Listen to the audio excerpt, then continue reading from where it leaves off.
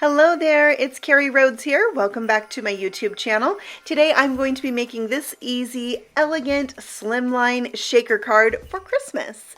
I am going to be pairing a brand new die set with some kind of older things from Trinity Stamps, and I think they go so good together. So the first one, the brand new die set, is this Slimline Hanging Ornament Die Set.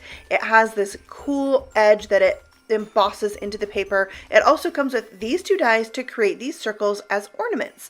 I'm pairing it with one of my favorite Slimline stamps. This is the all spruced up stamp set and coordinating die set. So first I'm going to stamp my frame of those pine needles, pine branches, on a piece of paper that's 8.5 by 3.5. So the exact size of the die I'm going to cut it out with. I found this to be easier than doing it on a bigger sheet and not getting it lined up correctly.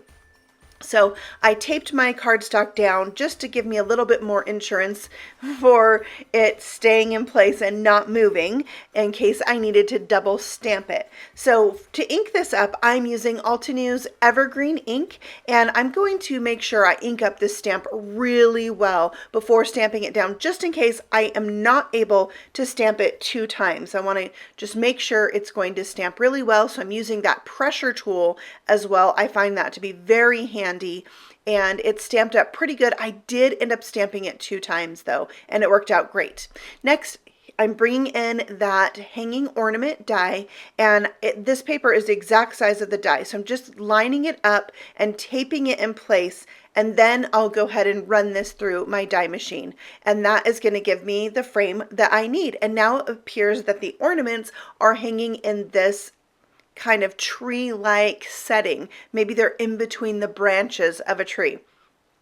To give it even more depth and interest, I'm going to bring in some lighter green ink. This is Frayed Leaf, and I'm using a blending brush to go around the edge and add some color. And this just, like I said, it makes it appear more as if these ornaments are set back in the trees with a little less white on the edge. So I really blended that one pretty far in, almost covering the pine branches. Next, I'm bringing in my second color a little bit darker and going over just the edge, not coming in quite so far into the middle, and darkening that up. And I'm loving how this looks.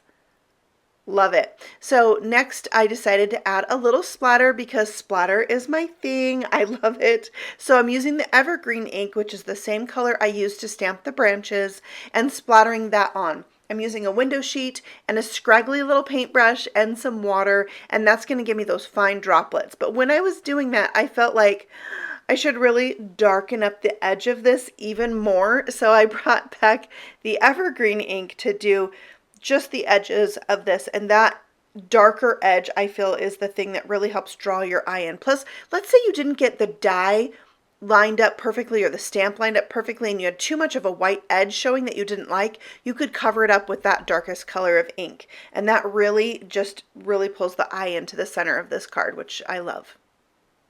So gorgeous.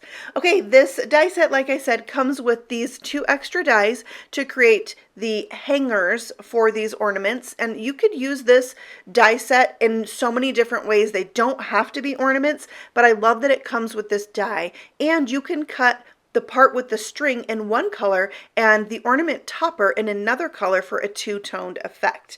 But I'm going for silver and gold today. So I use some brushed silver cardstock for my hangers, and once they're all glued in place, then I can trim off the excess, and those look so good. All right, so now it's time to build up our shaker. I'm adding glue to the back of my panel here and gluing it down to a window sheet. This piece was a little bit bigger than my card, but all I needed to do is trim off that top piece. So I just glued it down and then took it to my paper cutter and trimmed that top piece off. Then it's time for foam tape. So this foam tape is narrow enough that I can go around my ornaments. I love this particular foam tape from Heffy Doodle because it's already thick, like double thick, and it's not sticky on the edges, and it comes in this thinner size and a thicker size as well. So it's one of my favorite go-to foam tapes. All right, now we have, oh my stars, from Trinity Stamps. These are some kind of holographic silver stars. I'm going to put plenty in there. This is a really big shaker, but you could also mix and match and not use just one thing, which is what I'm going to do. So I didn't have to use so many stars. I brought in these gold seed beads from Crescent Creation. I'll have a link to their shop below. They have a lot of great shaker bits like this, and they have their own line of digital stamps, and they carry products from other places as well. I'm backing my shaker with some brushed gold cardstock. So I've got the silver and gold, which reminds me of a song from Rudolph the Red-Nosed Reindeer. My children used to love that movie so much, and we even had the soundtrack to it. So one of the songs is called Silver and Gold, and it reminds me of that. All right, now I'm adding a sentiment in some red cardstock. I'm using Happy Holidays, but there's also a Merry Christmas collection that you can get with the same font, the same kind of shadow die that goes behind it. So either Happy Holidays or Merry Christmas, they're sold separately. Both fit on this card and would look really good. And I just chose kind of a dark red for this, and I thought it stood out really well. And the sentiment fits really well there across the bottom. So I just used some liquid glue so I could scoot that around, and then I can also use the precision tip to really get in those fine little details. And there we go, all done. Okay, so I wanted to add a little something extra to this card, but you could leave it how it is right now. I actually made 2 of these cards because I did this one for this video to figure out what I wanted to do for my Instagram live video that I do every other week for Trinity Stamps on their Instagram. So I made one without these kind of extras in the corner because I thought they both look good. One without the stuff in the corner seems a little bit more elegant, and then this one just has that extra little something, and I'm all about the extras. So I thought it was cool to do one of each because I liked it both ways.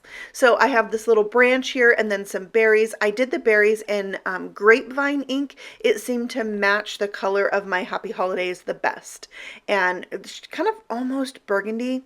Love it.